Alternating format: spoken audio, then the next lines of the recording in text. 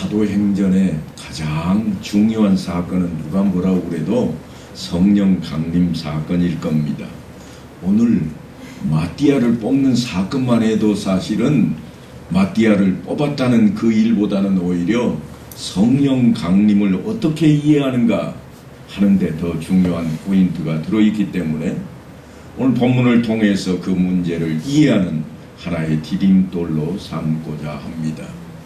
우리 교회도 이제 지난 해에 벌써 장로님과 또한 다른 직분자들을 세워서 보충하는 일을 했습니다.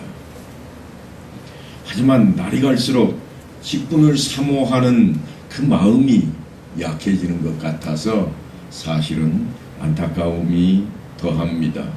아마도 이것은 성령 강림을 우리가 어떻게 이해하고 있는가 하는 문제와 상당히 결부되어 있을 것입니다.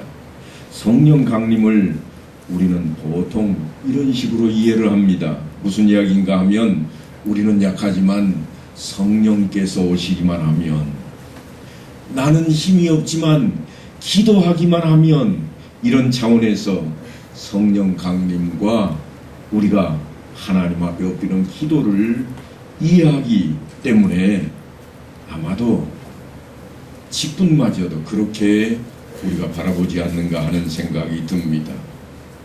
그 일을 못한 것은 믿음이 적은 탓이라, 그 일을 실패한 것은 기도하지 않았기 때문이라, 우리가 신앙생활에 실패한 것은 성령을 전적으로 의지하지 않았기 때문이다. 물론 이런 말씀이 맞는 말이면서도 사실은 딱 부러지게 한마디로 그렇게 설명할 수 있는 부분이 아닙니다. 성령께서 오시면 단번에 우리가 변하고 완벽해지는 것이라면 그것은 성경이 의도하는 것과는 전혀 다른 내용이 되어버리고 맙니다. 왜냐하면 만일 성령 강림으로 말미암아서 이제 우리가 전능한 힘을 얻게 되고 초월적인 간섭에 의해서 형통한 사람, 능통한 사람이 되는 것이라면 굳이 마띠아를 뽑고 앉아 있을 이유가 없습니다. 무엇 때문에 결혼이 난 사도를 뽑으며 그들이 전열을 가다듬고 있어야 하는가 하는 것입니다. 몸된 교회가 지속적으로 하나님의 일을 하기 위해서는 왜 일꾼들을 또 뽑아야 되는가? 그냥 있는 사람 가지고 하면 될 것이지 하는 마음을 갖는 것과 똑같은 모습으로 성경에서 우리를 이해할 수 있도록 지금 말씀을 이끌어가고 있습니다. 무슨 말씀인가 하면 그럼에도 불구하고 그들이 왜 그렇게 하고 있는가? 그래서 우리는 이 부분에서 힌트를 가지고 성경이 우리들에게 성령을 부어주신다는 것과 그리고 기도하라고 하는 것, 이런 것들의 의미와 그것이 우리에게 무엇을 의도하고 있는지를 깨닫고, 그래서 우리의 신앙이 더욱 튼튼해지고 깊어지는 그러한 모습이 되어야만 하겠습니다. 뜻밖에도 대부분의 이단들은 이 부분을 우리에게 이렇게 유혹하는 방식으로 사용을 합니다. 이렇게 하면 그렇게 된다. 마치 우리가 할 수 없는 것을 그들은 다 하는 것처럼 이야기합니다. 아프냐? 기도해라. 실패했느냐? 그러면 성령을 받아라. 성령을 안 받아서 성공하지 못하고 있고 기도하지 않아서 아프다고 그렇게 설명을 이어나갑니다. 마치 무엇과 같은가 하면 자판기하고 똑같은 원리예요. 여러분, 자판기에 동전을 집어넣고 율무 버튼을 누르면 뭐가 나와야 되는가요? 율무가 나와야 되는 겁니다. 율무가 안 나오면 그 기계는 고장난 기계예요. 그런데 우리는 마치 하나님을 자판기처럼 만들어가고 있습니다. 그래서 하나님 앞에 엎드립니다. 하나님, 이거를 주옵소서. 안 주시면 그러고도 네가 하나님이냐? 발로 뻥차는 거예요. 하나님이 살아계신지 모르겠다. 아니야, 하나님 없어. 내가 그렇게 기도했으면, 내가 석 달을 기도했는데 그 정도면 내 정성을 봐서라도 들어주셔야지. 하나님이 살아계시지 않는 거야. 우리는 하나님을 마치 자판기처럼 세워놓고 하나님 앞에 이 버튼 눌렀으니 이거 주시오. 다음번에는 내가 저 버튼 누를 거니까 저걸 꼭 주셔야 됩니다. 그 정도는 돼야지 내가 정성을 다해서 하고 있는데, 그래서 마치 거기에 동전을 넣고 누르면 반드시 나와야 되는 자판기와 같은 모습을 우리가 언젠가부터 신앙 안에서도 찾게 되었다고 하는 것입니다. 하지만 성령은 그런 식으로 의도되어 있지를 않습니다. 병이 낫지 않으면 기도가 응답되지 않았다고, 사업이 실패하면 성령이 오시지 않았다는 식으로 성경 그렇게 말씀을 하고 있지를 않습니다. 물론 때로는 성경이 기적같이 병을 낫게도 하시고, 때로는 귀신이 쫓겨나가기도 하고, 때로는 기도했더니 땅이 흔들리는 역사가 있기도 했습니다. 그러나 사도행전은 처음부터 이렇게 기록이 되어 있습니다. 땅끝까지 이르러 내 증인이 되리라. 그래서 땅끝까지 이르러 증인이 될 그 일에 성령의 오심이 가장 필요한 요소요, 전제 조건이라고 하는 겁니다. 내가 필요한 것을 이루기 위해서 성령이 내 안에 들어오시는 것이 필수적인 게 아닙니다. 내가 창조자인 것처럼, 내가 세상을 만들어 놓은 것처럼 그렇게 우리가 착각해서는 안 됩니다. 예수를 믿기만 하면 내가 하나님의 아들인데, 하나님 것이 내 것이야. 물론 맞는 이야기이지만 그렇게 되지 않는다고 하는 겁니다. 그러니까 성령께서 오셔서 그들의 일을 반드시 성공하게 하시고 꼭 승리하게 하시고 완벽하게 하시는 일이라면 사실 사도행전에 순교가 등장하면 안 됩니다. 만약 그렇게 되었다면 사도 바울은 얻어터지면 안 됩니다. 쫓겨다니면 안 됩니다. 당당하게 외쳐야 되죠. 그래서 다 무찔러버리고 이겨야 될 것입니다. 우리가 잘 아는 대로 사도행전은 사도들의 승리를 기록하고 있는 것이 결코 아니라 그들이 어떻게 주님과 주님의 나라를 증거하다가 하나씩 하나씩 죽어갔는가 하는 이야기로 이어지고 있습니다. 그렇다면 이제 성령이 무엇 때문에 오시는가 하는 것은 다른 차원에서 우리가 좀 들여다봐야만 되겠습니다. 요한복음 14장 말씀이 그것을 우리에게 잘 일러줍니다. 혹시 자막이 띄어지나요? 자막이 띄어졌으면 우리 다 함께 읽어보겠습니다. 시작. 너희는 마음에 근심하지 말라. 하나님을 믿으니 또 나를 믿으라. 내 아버지 집에 거할 곳이 많도다. 그렇지 않으면 너희에게 일렀으리라. 내가 너희를 위하여 그 처를 예비하러 가노니 가서 너희를 위하여 그 처를 예비하면 내가 다시 와서 너희를 내게로 영접하여 나 있는 곳에 너희도 있게 하리라. 아멘. 천국은 우리가 만드는 게 아닙니다. 우리들 손으로 만드는 것이 천국이 아닙니다. 제가 설명할 때 어떤 때는 하나님 나라를 우리를 통해 만드신다고 강조를 하는 때도 있습니다만, 이 천국은 틀림없이 말씀대로 주님께서 이미 완성하신 뒤에 우리를 부르실 겁니다. 주님께서 만드시고 다 만드시면 우리를 부를 것이라 그랬습니다. 조금 더 확실한 말씀이 마태복음 25장 31절부터 있는데요. 인자가 자기 영광으로 모든 천사와 함께 올 때에 자기 영광의 보좌에 앉으리니 모든 민족을 그 앞에 모으고 각각 구분하기를 목자가 양과 염소를 구분하는 것 같이 하여 양은 그 오른편에 염소는 왼편에 두리라. 그때 임금이 그 오른편에 있는 자들에게 이르시되 내 아버지께 복을 받을 자들이여, 나와 창세로부터 너희를 위하여 예비된 나라를 상속받으라 그랬습니다. 천국을 상속받으라. 무슨 말씀인가 하면 상속은 자기가 만들어서 갖는 게 아닙니다.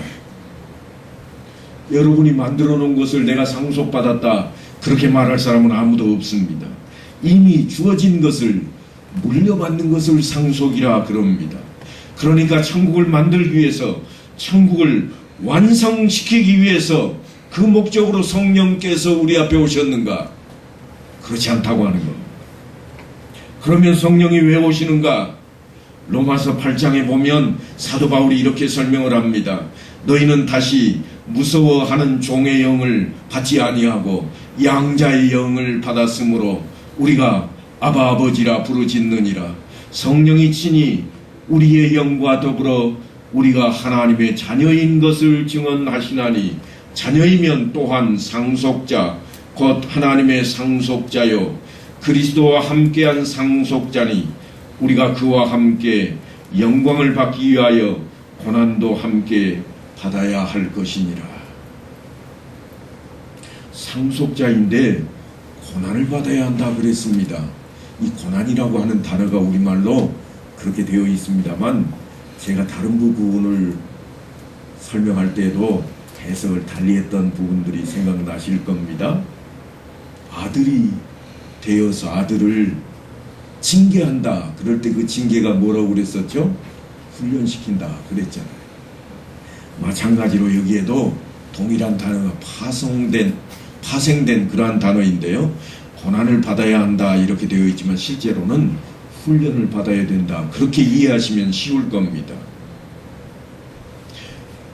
성령이 너희에게 임하시면 권능을 받고, 그래서 우리는 어떻게 생각했는가 하면 성령이 내게 오시기만 하면 내가 어떤 능력을 입게 될 것이라.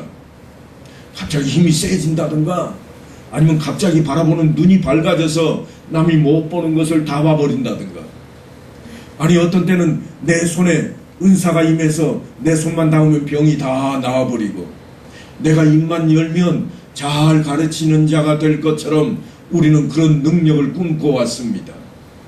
그런데 성령이 임하시면 너희가 권능을 받고 하는 이 말씀도 사실은 하나님의 자녀가 되는 권세를 받았느니라 하는 말씀으로 우리가 이어가야 됩니다.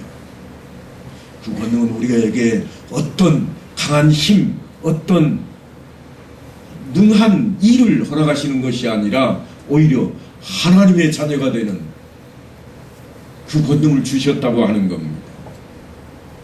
하나님의 자녀가 되는 권세를 우리에게 이미 주셨으니 그래서 어쩐다는 건가?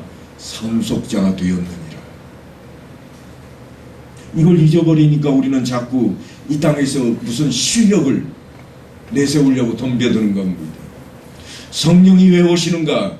우리가 주님 앞에서 무슨 일을 해야 되기 때문에, 그래서 우리에게 어떤 실력을, 어떤 능력을 주시려고 오시는가? 그런데 그렇지 않다고 하는 겁니다. 성령은 우리에게 하나님의 자녀가 된 그 권세를 주신 것을 깨닫게 하시고 알게 하시고, 야, 너 하나님의 자녀야.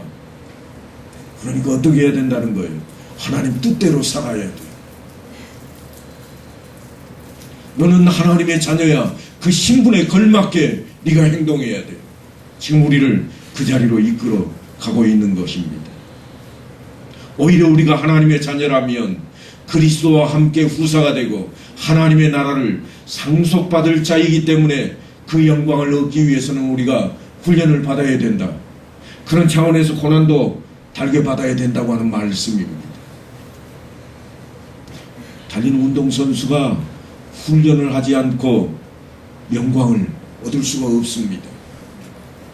시합에 임할 때 훈련하지 아니한 선수는 우리가 아무 상식이 없는 사람도 눈에 띄게 볼 수가 있습니다.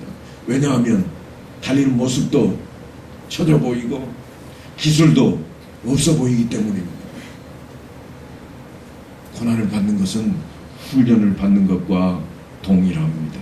이 말씀은 성령이 오신 것이 성령으로 말미암아서 무엇을 해야 하는 외적인 일이 아니라 내적인 일, 내 안에서 무엇인가 변화된 것을 위해 성령이 목적을 가시고 오셨다고 하는 것입니다. 이제 분명하게 선을 그어야 하는 것은 성령을 받으면 내가 더 강하고 완벽해져서 무슨 일을 할 수 있는 사람이 되는 것이라고, 그런 차원에서 생각하면 안 된다고 하는 겁니다. 성령이 오시는 것은 무슨 일을 위해서가 아니라 나를 완성시키기 위함입니다. 그래서 성령이 오시는 것은 이제부터 나의 내부를 수리하기 위해서 오신 것입니다. 그래서 성령의 열매는 성경에 보면 하나도 외적인 게 없고 내적인 것들만 가득 기록이 되어 있습니다. 내 안에 내 성품을 바꿔놓는 일입니다. 성령이 그 일을 위해서 오셨다고 하는 겁니다. 너희에게 성령이 임하시며 너희가 권능을 받고, 이 말씀을 이제는 착하게 해서는 안 되겠습니다. 이제부터는 그 권능이 하나님의 자녀가 되었으니 하는 신분으로 깨닫고 내가 어떻게 살아갈 것인가, 내가 어떻게 행동할 것인가, 그 자리로 나가야 됩니다. 하지만 우리는 아직도 착각을 많이 하고 있습니다. 성령이 임하시기만 하면 나를 확 바뀌어 놓아서 똑똑한 사람도 만들어 놓고 또 용감한 사람도 만들어서 이 일도 하고 저 일도 할 수 있게 되리라. 다윗을 봐라. 돌팔매 그거 몇 개 가지고 싸움터에 나가서 이기지 않았더냐. 그래서 기도하자 엎드리곤 한다는 겁니다. 그래서 어떻게 생각하는가 하면 교회는 신앙이 좋은 사람들이 모여서 일치단계라고, 싸움이 있는 곳에는 평화를, 미움이 있는 곳에는 사랑을, 굶주림이 있는 곳에는 따뜻한 손길을 펴기 위해서 모이는 곳이라 그렇게 착각해버립니다. 아니, 맞는 것처럼 보입니다. 하지만 교회는 신앙이 좋은 사람들이 나와서 착한 사람들만 있는 그런 곳이 결코 아닙니다.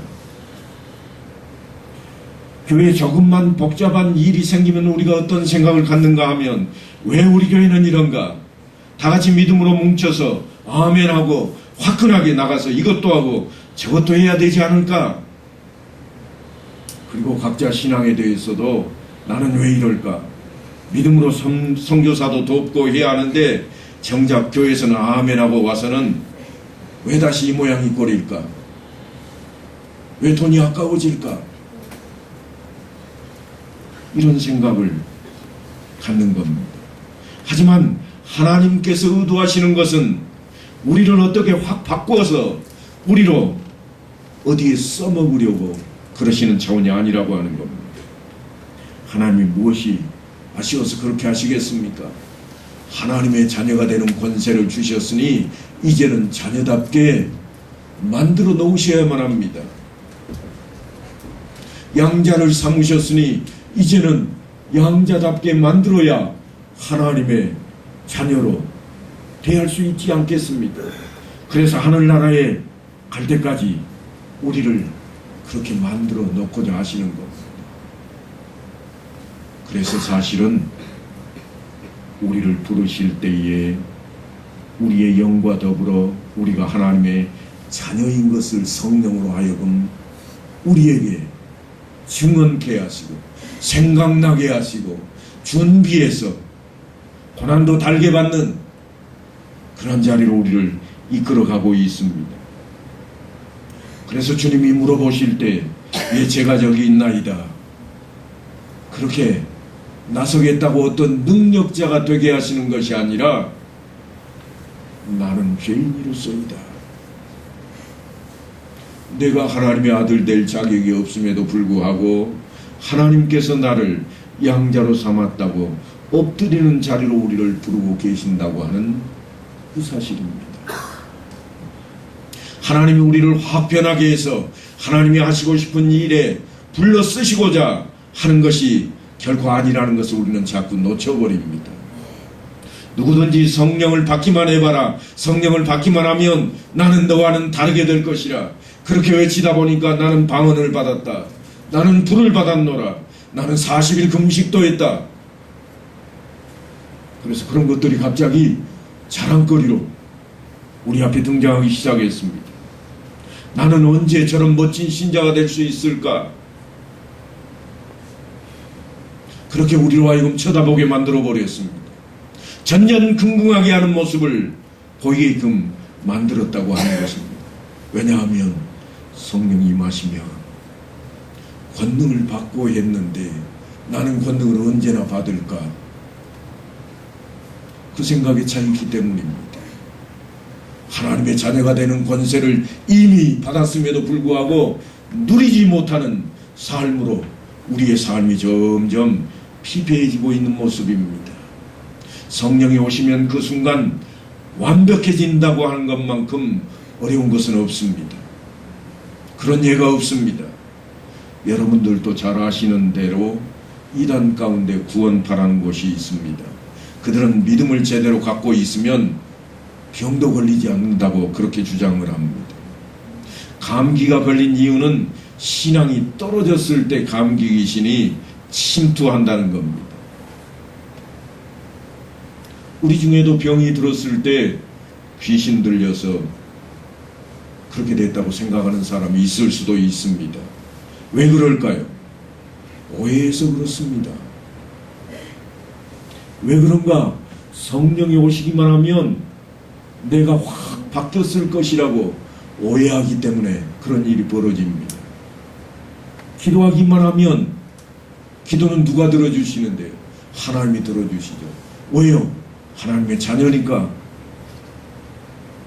그래서 하나님의 자녀가 되었다는 그 결과를 어떻게 찾고자 하는가 하면 하나님이 내 말 다 들을 거예요. 바지가랑이를 붙들고서라도 끝내 내가 뺏어내고 말 거야. 하나님 앞에 그렇게 덤비는 겁니다. 믿음을 갖기만 하면 완벽해진다고 자꾸 생각을 합니다. 완벽해지지 않으면 믿음이 없다는 생각에 머릿속이 가득합니다.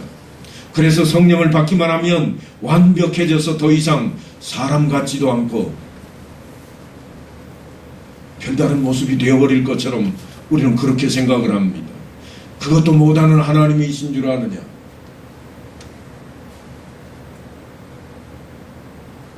아마도 이제 이번 태풍이 다가오면 우리 마음 한 구석에 약간의 고민이 생길 겁니다. 내가 하나님을 믿는데 하나님은 결코 나를 외면하지 않으실 거야. 그러다가 어떻게 되는가 하면 교회 종탑도 날아갑니다. 믿음이 약해서 그랬을까요? 교회 종탑이 쓰러진 교회는 그렇다면 믿음이 없어서 그 교회는 그렇게 되었을까요? 우리가 성령을 너무 오해하고 있습니다. 물론 우리는 완성되지 않았기 때문에 신자요 성령과 함께 와 있는 존재임에도 불구하고 신앙생활을 만족스럽게 하지 못할 때가 많이 있습니다. 그래서 우리가 어떻게 하는가 하면 탄식을 합니다. 스스로 탄식을 합니다. 신자의 현 주소가 바로 그것일 겁니다. 사도 바울조차도 로마서 8장에 보면 성령의 처음 익은 열매를 받은 우리까지도 속으로 탄식하여 양자될 것 곧 우리 몸의 속량을 기다리느니라 그랬습니다. 여러분 한번 곰곰이 생각을 해보시죠. 신앙생활을 하면서 처음 믿을 때와 세월이 많이 지난 지금의 느낌은 어떤가요? 많은 사람들이 그렇게 생각합니다. 옛날에야 훨씬 잘 믿었지. 내가 처음 믿을 때는 정말 잘 믿었어. 그때는 주일 예배는 물론이요 새벽 기도회와 철야 기도회도 눈 속을 걸어서라도 기어이 오고야만 그런 모습이 내게 있었고 찬송을 부르다가도 우리가 눈물을 얼마나 많이 흘렸던가. 그런데 지금은 어떤가? 어쩌다 이렇게 됐나 싶지 않으세요? 그때를 기억해 보면 죄 지은 기억은 하나도 생각이 안 나고 열심을 냈던 것만 생각나고 요즘을 생각하면 생각할수록 가슴 아픈 일만 자꾸 눈에 띕니다. 40만 원짜리 외투 하나 딱 사서 걸치고 시장에 가서 시장에서 노점 상하는 할머니하고 콩나물 가격 50원 때문에 아웅다웅하면서 깎고 있습니다. 이유 없이 남을 째려보고 미워했던 것들이 생각나서 어쩔 때는 가슴이 아파옵니다. 그런데 여러분, 이런 것들은 사실 점점 좋아지고 있다는 모습일 겁니다. 예전에는 워낙 캄캄해서 아무것도 안 보였습니다. 그래서 교회에 나왔던 것만 보입니다. 좋았던 모습만 보이고 있습니다. 지금은요, 별거 다 보이는 거예요. 지금이 사실은 훨씬 더 나아졌습니다. 그런데 어느 쪽이 더 탄식이 많은가 하면 날이 갈수록 탄식이 우리에게 더 많아집니다. 왜 이것도 못하고 있는가? 탄식이 왜 생기는가 하면 내 믿음이 그때보다는 더 성장을 했기 때문입니다. 믿음 생활하면 그렇지 않아요? 자, 처음에는요, 이 신앙을 갖기 시작하면 주일날 교회를 갈까, 친구들하고 함께 여행을 갈까 망설이는데 주저하지 않습니다. 교회야 다음 주에 가면 되지 뭐. 그리고 놀러 가는 거지. 지금은요, 똑같이 그럴지라도 지금은 마음 한 구석이 조금 캥기는 게 오기 시작합니다. 놀러 가서 길을 걷다가 돌불이 한번 걸리면 아이고 내가 오늘 교회 안 갔다고 넘어지려나? 이런 생각이 탄식하는 모습으로 우리 앞에 하나씩 보여지는 겁니다. 신앙생활을 왜 이렇게밖에 못할까? 내가 왜 이 모양인가? 점점 그러한 물음이 내게 많아진다고 하는 것은 우리가 조금씩 나아져가고 있다고 하는 희망이 보이는 자리입니다. 성령이 오시면 딴 생각은 전혀 나지 않고 눈만 감으면 천국이 보이고 눈을 뜨기만 하면 성경 말씀이 보이는가? 그렇지 않다고 하는 겁니다. 여전히 눈 감으면 놀러 갈 생각에 눈을 뜨면 돈 생각만 나는 것이 신자임에도 불구하고 현실입니다. 전혀 다른 세상 사람처럼 그렇게 되는 게 아니에요. 그러니까 성령이 오시면 세상 사람들보다 더 잘 살게 하는 거나 아니면 세상 사람들보다 더 유명하게 하는 것이 목표가 결코 될 수가 없습니다. 왜냐하면 성령이 오시는 것은 우리를 영적인 사람으로 만들기 위해서입니다. 내 내부를 수리해서 변화시키고자 하는 겁니다. 성품이 바뀌게 하는 겁니다. 다른 사람 이야기하다 말고 조금만 틀리는 일이 생기면 분을 내던 그 차원에서 이제는 용납할 자리로 마음을 바꿔놓습니다. 그래서 쳐다만 보면 욕부터 나오던 그 모습을 이제는 밝은 모습으로 이해할 수 있는 자리로 이끌어가는 마음으로 변화시키는 데에 성령께서 우리와 함께 하시는 겁니다.